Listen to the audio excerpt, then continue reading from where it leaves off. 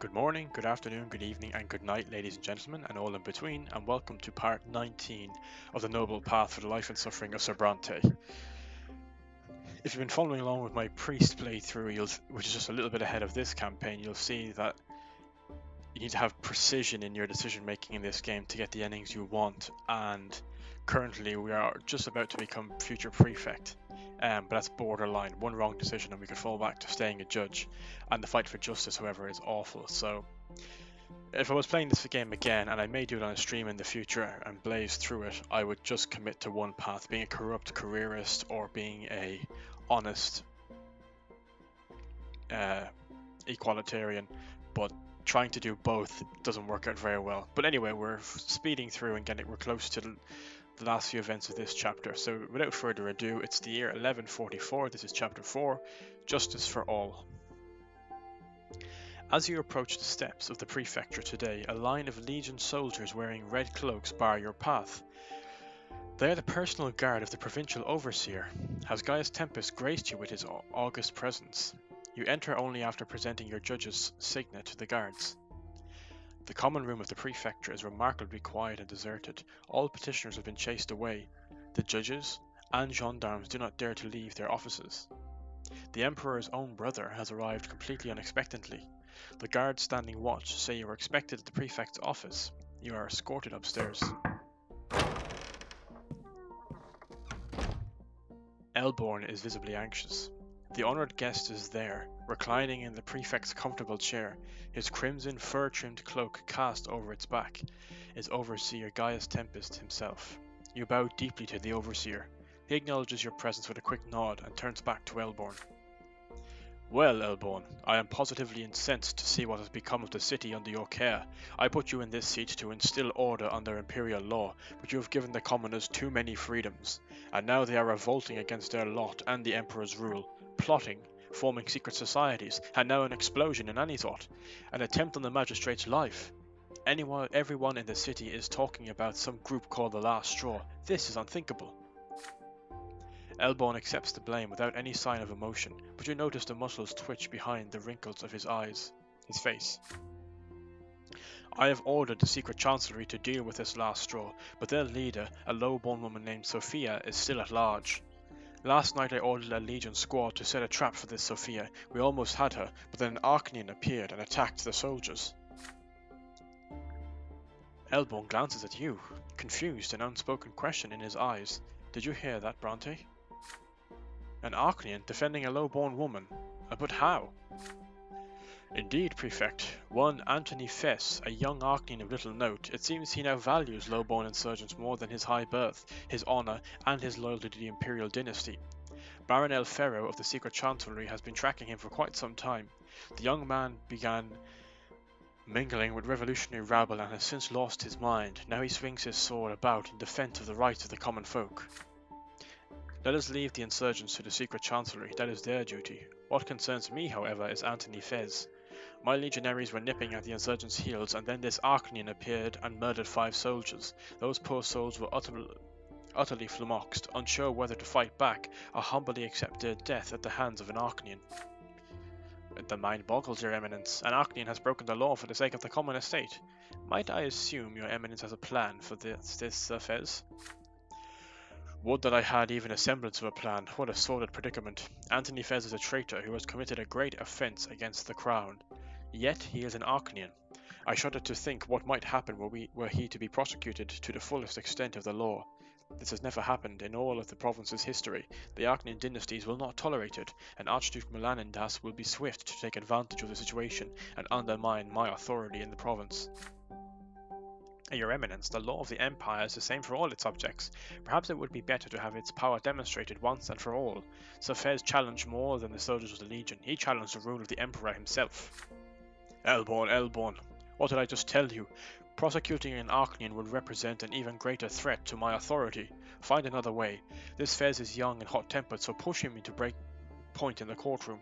Get him to draw his sword. Let everyone see him for the dangerous traitor he is. Even for an Arknian, this would be an unforgivable transgression. Not even the Archduke would dispute the verdict against him. Gaius Tempest focuses on you. You do your best to show no emotion and remain as invisible as possible until the Overseer gives you permission to speak.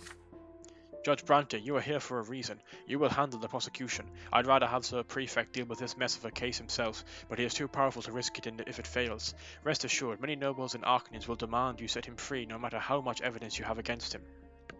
Ah yes, Sir Prefect is too powerful to risk it. I'm not, surely. But my career better get a boost if I have to do this. The traitor's fez must be punished, but I ask you to ensure that my reputation remains untarnished. I have no intention of going down in history as the overseer who allowed our inviolable Arknian rights to be compromised. That would be crossing the line. Prepare your case. Gaius Tempest rises from his seat in the blink of an eye and walks out, escorted by his guards. For a few seconds, utter silence fills the prefect's office. Then, at long last, Elborn feels he has no longer to restrain himself. He blames me for what is going on. Me, his most loyal human. No, I will do everything I can to have that criminal punished. Do you realize how much it will advance our cause if we get the Arknian condemned in a court of law? This is the only way we can instill the rule in these lands, Brante. Uh-oh. I hope to God we have the skills for this. The overseer insists that the trial be scheduled for tomorrow. Anthony Fez has been located. He was found and surrounded by gendarmes in the street. However, he did not resist and gave up his word of honor to stand trial. You barely have time to prepare the charges before entering the courtroom. The normally half-empty seats in the courtroom are crowded today. The highest ranks of the aristocracy and the most noble families and dynasties all focus their gaze on you as soon as you step inside. In the depths of the courtroom you notice Octavia Melanidas surrounded by her retinue of young ladies. The Archduke's daughter watches the trial unfold with a wry, indifferent smile, watching her pleasant human do the work. You ascend to the podium. Prefect Elborn himself presides over the board of judges. The courtroom doors swing open, and the defendant, Anthony Fez, enters, escorted by gendarmes. The young Arknian is dressed in a defiantly modest garb for his status. No embellishments, no jewellery, just a simple linen undershirt. However, he still carries a sword, as is expected from a high-born noble. You read the charges as procedure demands. Sir Anthony Fez willfully caused the lesser deaths of 5 soldiers of the Legion, thereby allowing a number of last-straw insurgents to escape punishment. Murmuring fills the courtroom. The Arknian's large, dark eyes watch closely, catching every motion in the hall. Then suddenly, Anthony Fez interrupts you to speak for himself. People of Alizot, I was not brought here by force today. I broke the law, and I am ready and willing to be held accountable before all of you. I fought those Legion soldiers and I killed them. Did I violate Imperial law? Yes, I did. Yet, does anyone even bother to count the transgressions committed by our rulers on a daily basis? Why does this law exist if no one follows it? I think as a lawyer we shouldn't be letting him speak. I do not accept a law that offers no salvation from eternal tyranny for the common estate. By my birth I was given the power to rule over humans, but if suffering is all that rule brings, then I reject it. I am ready and willing to sacrifice my very life for the sake of justice, so that all citizens of the Empire will begin to respect the law.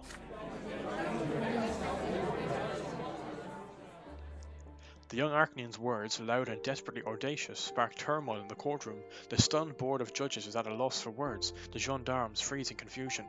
And the nobles are terrified. You hear their screams. Madmen, pull yourself together. You're no commoner, you're an Arknian. What can we do? Yes! We've unlocked all of them. That's great. The courtroom is on the verge of exploding with tension. The gendarmes try in vain to placate the audience. The Board of Judges looks to you. As the prosecutor, you will continue reading the charges against the defendant. The fate of the rebellious Arknian is in your hands, but do you have what it takes to make the most of the situation? So we've been asked to provoke the Arknian to get him to draw his sword, so we can do that. We've got the willpower, the manipulation, and the eloquence, just about. We can acquit him and clear him of all charges, dropping all charges against him. We can turn to Octavia for aid. And you asked Octavia to pardon the young Arknian in the Archduke's name. It's times like this I wish I had the consequences on for this character, but I chose not to because it was my first character playing the game, so but it is a shame. Or I can find him guilty as the law demands. Oh, thankfully I don't have the reputation for this by quite a lot, but I have the patronage. You ensure that the Arknian is found guilty of treason. Oh, well, which one is the better one to do then? Do I provoke him to drawing his sword, which is what I was told to do, or do I find him guilty as the law demands? And that helps Augustine, helps Elborn. I think if I do this, it'll increase justice, but if I do this, it'll increase my career. This is what Gaius Tempest asked us to do. Again, I think if we do this, it might affect Gaius's reputation, which is what he didn't want. But if we provoke him, I think I've got that right. I could be wrong, but I think if we provoke him, our career goes up, and if we do this, justice goes up. But we might sacrifice some of our career. That's the problem. I mean, see, the thing is, at this stage, right? Even if we get a +2, let's say, for justice, I'm not going to make commoners are protected.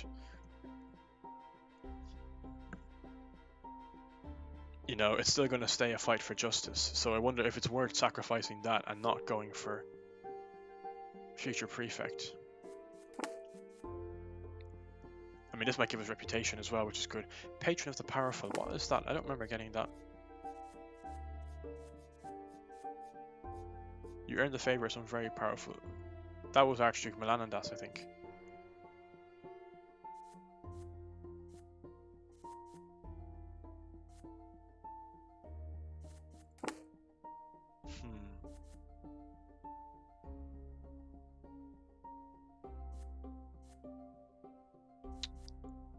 I really don't know what to do here. You take advantage of the tense situation to provoke the defendant to draw his sword, or find him guilty, as the law demands. I mean, we've already got future prefect, but I'm worried that it'll go down between now and the end of the chapter. You know, it's only on 7.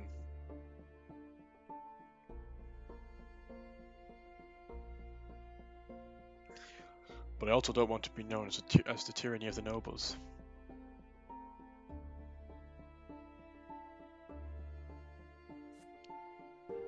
Or do we get the fight for justice?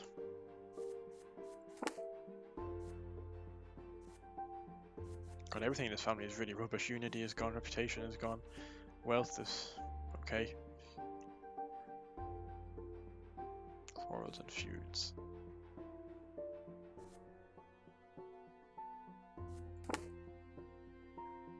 I'm going to provoke the Arknian. I always make those decisions without even thinking. I just click the mouse and just get them over and done with. As passions in the courtroom are running high, you prepare yourself for what is about to come. Your hand clutching at the hilt of your sword, your eyes studying the young Arknian's heated face as fervently affirms the justice of his position. Then you announce that the prosecution must continue to read the charges against the defendant.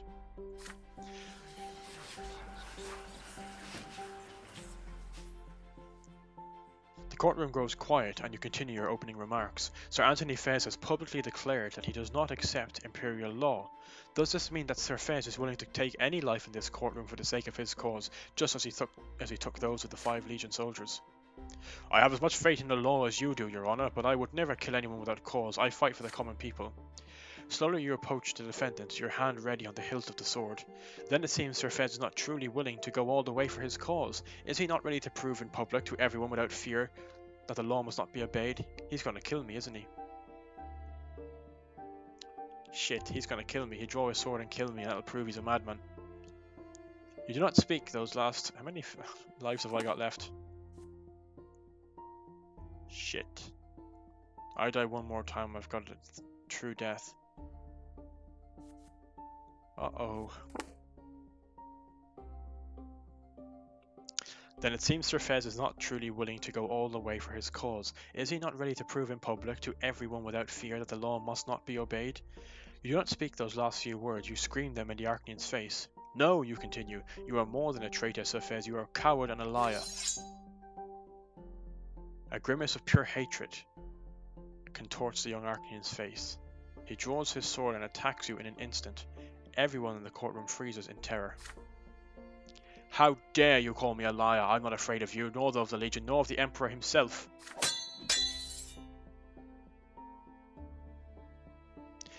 Anthony Fez assaults you with a storm of slashes and strikes. You parry them furiously, but you cannot withstand the strength and skill of an Arknian. He presses you to the wall of the podium, all eyes on the fight. The gendarmes rush to your aid, but the Arknian's blade flashes so quickly they cannot even hope to approach you. You mount your last defense, your strength failing. The frenzied young Arknian strikes you down with all of his fury, almost as if he sees you as the embodiment of all injustice in the Empire. You are too slow to parry his next blow. And Morgan Brante faces true death. The steel sinks into your heart. With a burst of chilling pain, it shudders and stops. A lady's muffled scream from deep within the courtroom is the last thing you hear.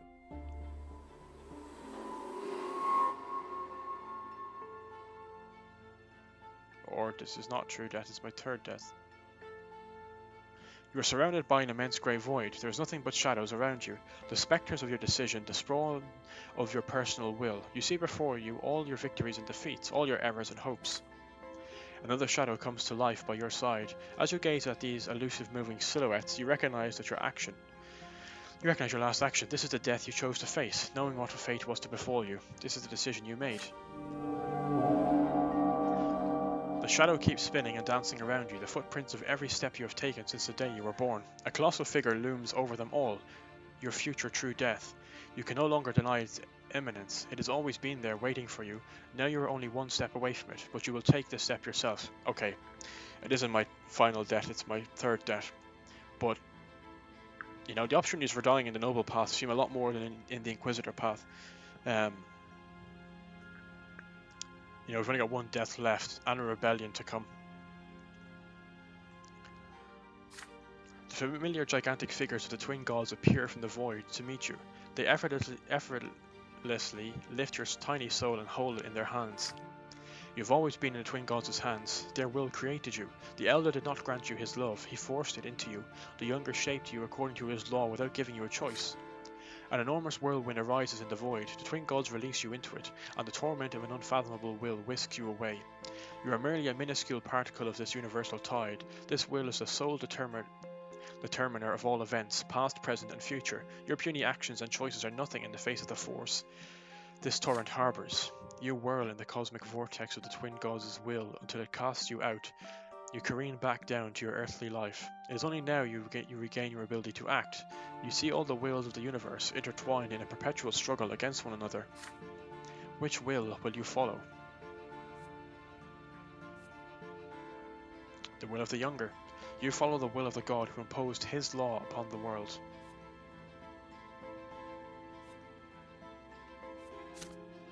You fall into an endless web formed by the wills of the mortal world. Now that you are free of the cosmic vortex, you can finally exert your own will and make a choice. It feels like a first gasp of air after being suffocated by an alien will, the will of the gods. But for your chosen will to be incarnated here in this world, one decision is not enough. You will have to follow this path to its conclusion, to turn this will into a reality by the way of your decisions, deeds, and actions. Your eyes snap open and you sit up abruptly. The crypt is spinning around you.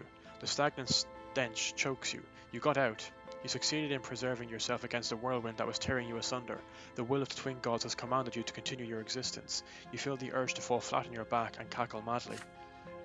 You are back.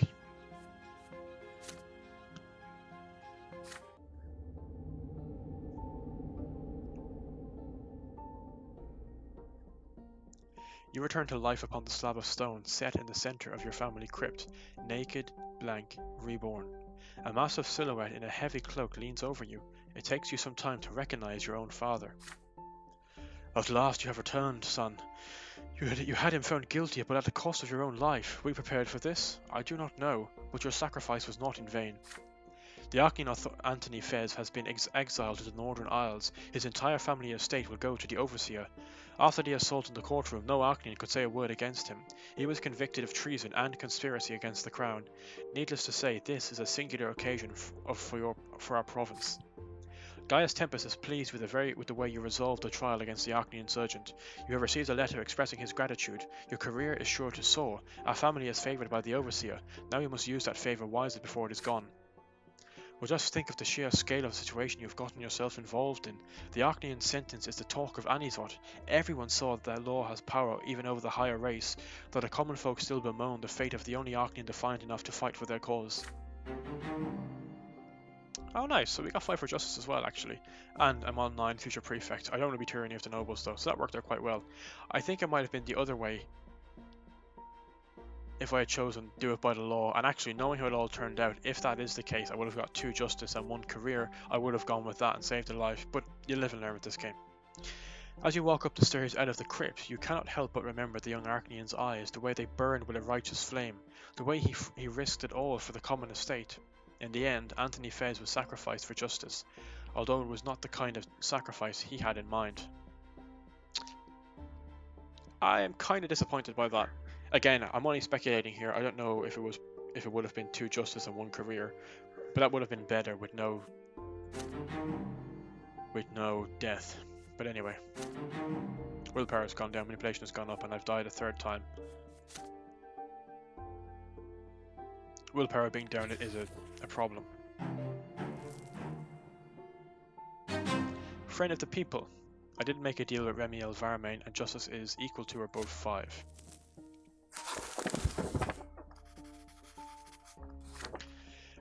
Another day of work at the prefecture is winding down. After hours of paperwork, your fingers are cramped, your vision blurred. Today you must finish incorporating the new decrees of the Great Imperial Council into the Magran Code of Law. The document will then be sent to the Overseer. A knock at the door distracts you. Your visitor is someone you were not expecting to see.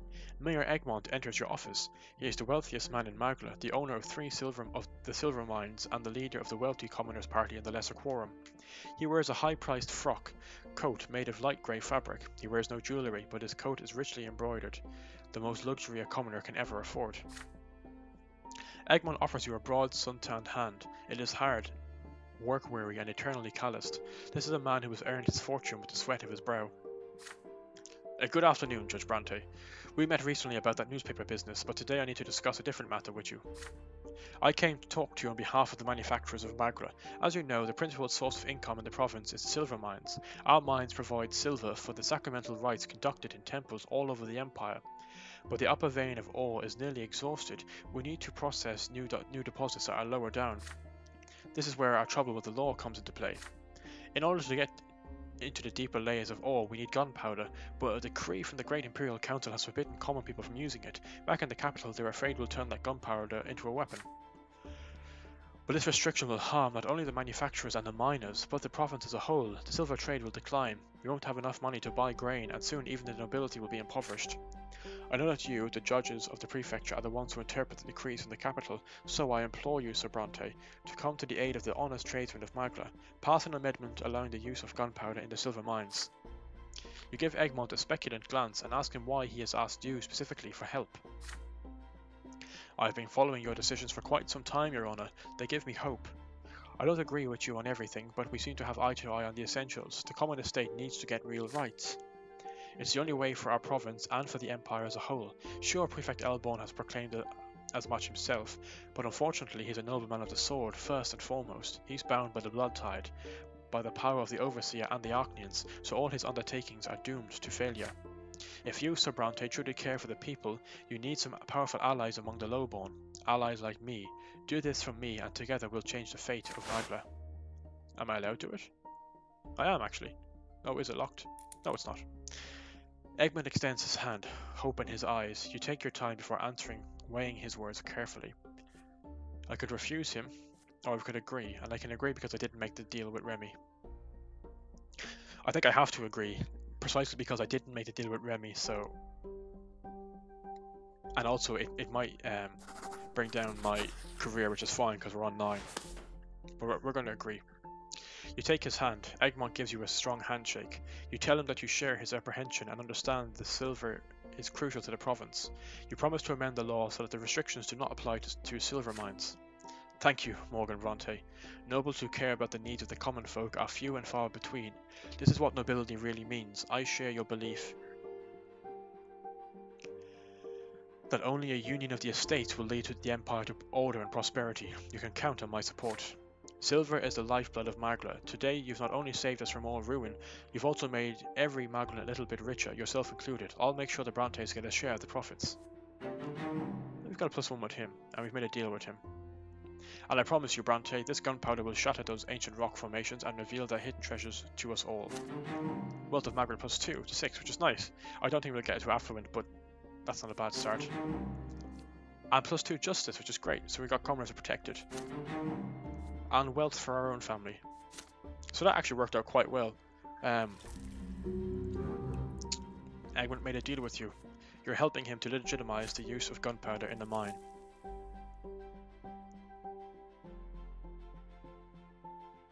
I mean, that's really good going. So I've got my career as future prefect high, as well as commoners being protected. But unfortunately, we don't have the unity to save our mother. It's not very often in this game I've had both options up high. No, I mean, how long that will last, I don't know, but for now it's good. But unfortunately,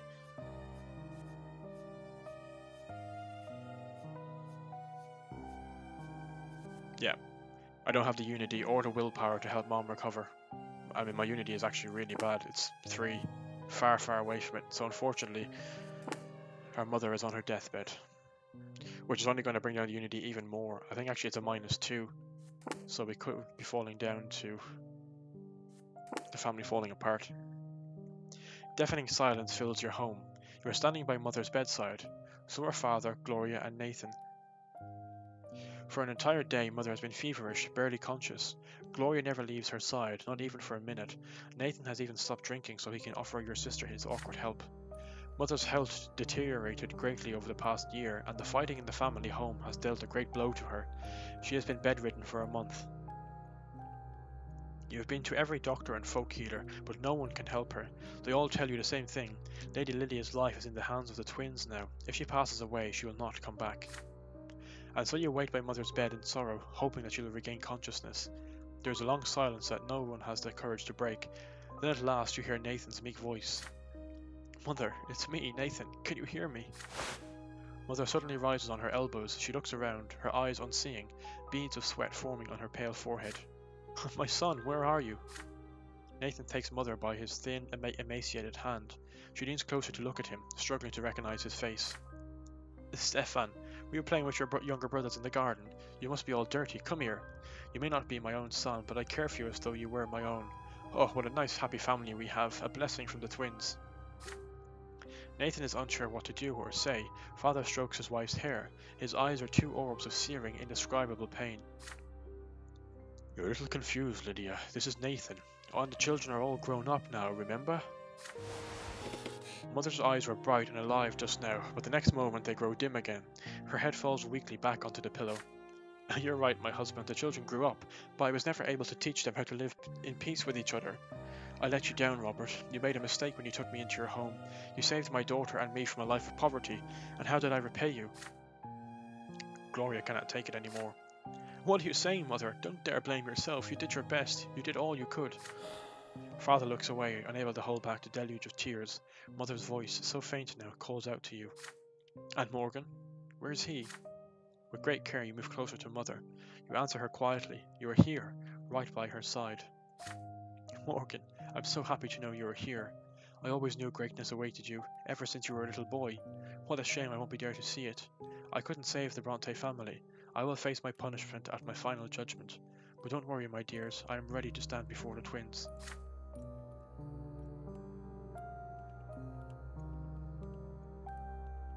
Lydia Brante's voice trails off, no longer a voice, just a final whisper of life. Will you accept your mother's death, or will you find a way to fight for her life? So we can't unite the family because we don't have unity of 7 or greater. I can't share my strength with my mother, same thing if we don't have the willpower either. So we need... Stephen's secret plot didn't work. Stephen not killed in a duel, Gloria not at home, and Gloria not betrothed. All I can do is accept this loss. Mother is not long for this world, and there's nothing you can do about it.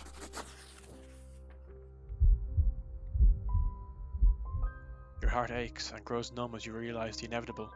There is nothing you can do to help your dying mother. There is nothing that would give her strength. Your family has grown weak from all the spite and strife that has filled your home. Even now at Mother's deathbed, you can feel the enmity, disappointment, and anger driving your family apart. Children, accept this, humbly. Her voice trails off, her eyes grow dull. Her cold hands release yours, fall onto the bed and grow still. The last emotion on Mother's face is sadness born of exhaustion. A scream of despair rips itself out of Gloria's throat. We did this to her. We fought so much that we killed her. Me, Stefan, Morgan. Nathan yelps with grief. He runs away, howling. Father slowly sits and takes his late wife's hands in his. His tears flow no more. His eyes stare far into the distance, empty and bleak. Lydia. You mourn her together but alone. You leave the house to roam the garden, empty and numb. Mother has left this world for the peak of the pillar to face the twins' judgment. She spent all her life preparing for this journey, but now her mortal life has ended. She is no longer here. Never again will she gather her family at a table. Never again will she offer a word of solace in trying times. Never again will she greet you with her quiet, humble smile. You bury your face in your hands. Lydia, your mother, has left this world. And nobody likes me because I couldn't save my mother. Your mother passed away after a prolonged illness. The family is on the borderline of falling apart. My willpower is max exhausted. Your mother lost her fight to the severe illness. She will never return from the hereafter. I hate to end it on a sad note, but I will leave the video there. An audience with the Overseer. Career is equal to or greater than 8. Well, that's certainly good. So we can look forward to that in the next video. Oh, what to say. The family is very close to falling into ruin, which I think happens if it's... No, if the... Where's the family option here? The family falls apart. With unity being greater than or less than 2, the Brante family is no more. So it looks like that's going to happen because I can't imagine we'll have any events for unity in the next couple of events. So you might be witnessing the fall of the Brante family. But I'm going to leave it there for this video. Thanks very much for watching, and if you can, please consider giving a like or subscribing to the channel to stay up to date with all my videos. It'd be a big help to me. I will see you all next video. Take care and have a good day.